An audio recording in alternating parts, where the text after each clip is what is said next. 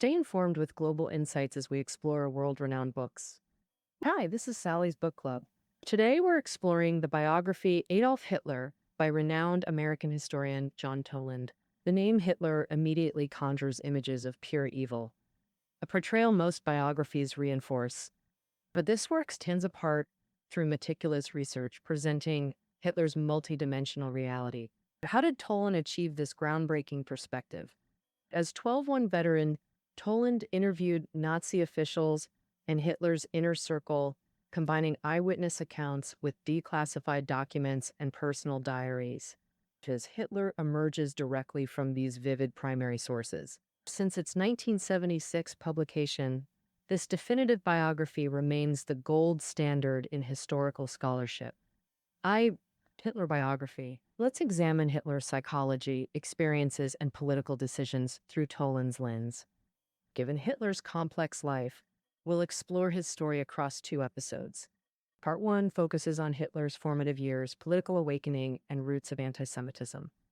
Understanding Hitler begins with his childhood environment. His parents were Austrian peasants from the Bavarian border region.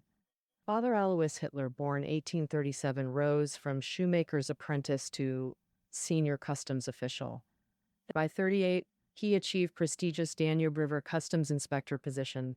Mother Clara Polzel, 23 years younger, was both Alois's niece and village neighbor.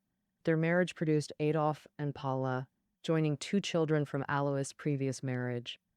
The family's frequent moves kept them living in rented lodgings across different towns. On April 20th, 1889, Adolf Hitler was born at an inn in Braunau am Inn. At age 3, his family moved to Passau, a German border city. Young Hitler grew up in German cities, playing with German children, profoundly shaping his identity. The Bavarian dialect became Hitler's mother tongue. In 1895, Alois retired and the family returned to Austria. Alois died in Linz, Austria in 1903, concluding our family background overview. What was the family's financial situation? As senior civil servant, Alois earned substantial income.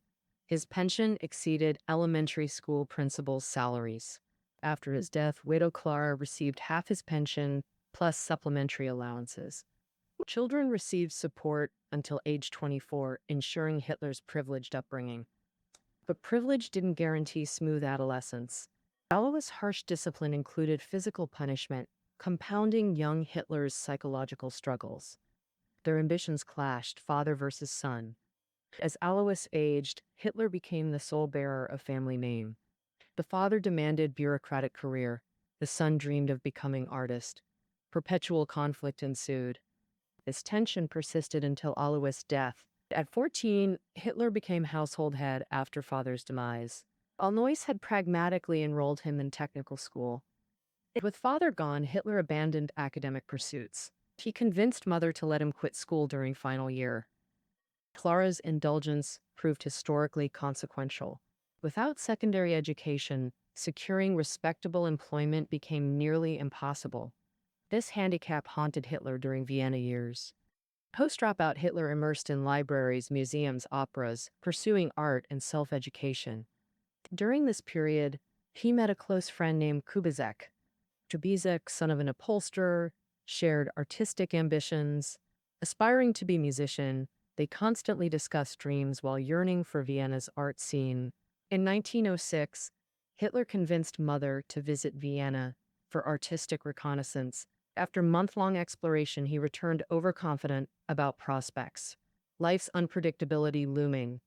Early 1907 brought devastating news. Clara's breast cancer diagnosis requiring surgery. Hitler transformed into a responsible caregiver, arranging surgery and relocating mother for recovery. During mother's remission, he attempted Vienna Academy of Fine Arts entrance exams. Failure devastated him. Shame kept him from returning home, shocking Kubizek, who witnessed his devotion.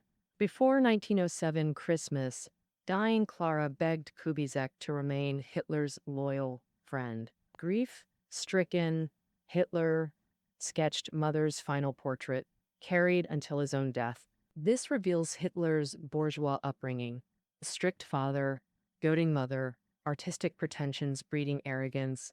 Post-father's death, aimless years followed, school abandonment. Mother's terminal illness became unexpected catalyst for maturity. Existential turning point, Hitler stood orphaned, familial safety net gone. He entrusted Sister Paula to married Sister Angela, venturing to Vienna alone. 18-year-old Hitler failed 3 Vienna Academy attempts between 1907 to 1910, blocking artistic aspirations. Destitute and homeless, he reached rock bottom. Literal street beggar. Orphan's pension provided near 25 kronen monthly, equivalent to 80 to 90 yen today. Survival level income. This paltry sum couldn't sustain basic living. Initially in Vienna, he could afford rent. Within a year, he became homeless, wandering days, sleeping in parks at night. Winter forced him into taverns and flap houses, enduring stench and noise for warmth. For formerly privileged Hitler, this humiliation became lifelong psychological scar. He employed desperate survival strategies through bitter cold. Seeking dignity, Hitler applied for military service, met with bureaucratic silence, ultimately confined to municipal shelters, regimented communal living. Barry met Hanisch, baffled by educated artists' destitution. Their partnership, Hitler painted postcards, Hanisch sold them, profits split. Securing relatives' funds, Hitler moved into disciplined 500-bed men's hostel. The hostel offered private room, weekly linens, and cultural facilities, ideal workspace. Postcards evolved into lucrative, large-format watercolor ventures. Hitler's daily Vienna landscapes gained market traction. Growing acclaim brought peer admiration and art dealers' interest. By 1912, after 5 destitute years, Hitler escaped Beggar's existence. This period ignited political awakening amidst hostile intellectuals. The hostel's writing room became a hub for societal critique. Disillusioned residents naturally gravitated toward social commentary.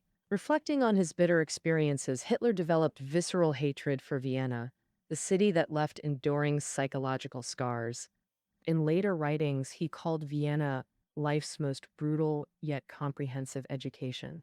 Now his gaze turned toward Munich, Germany's vibrant cultural heart, beginning his fateful entanglement with the nation.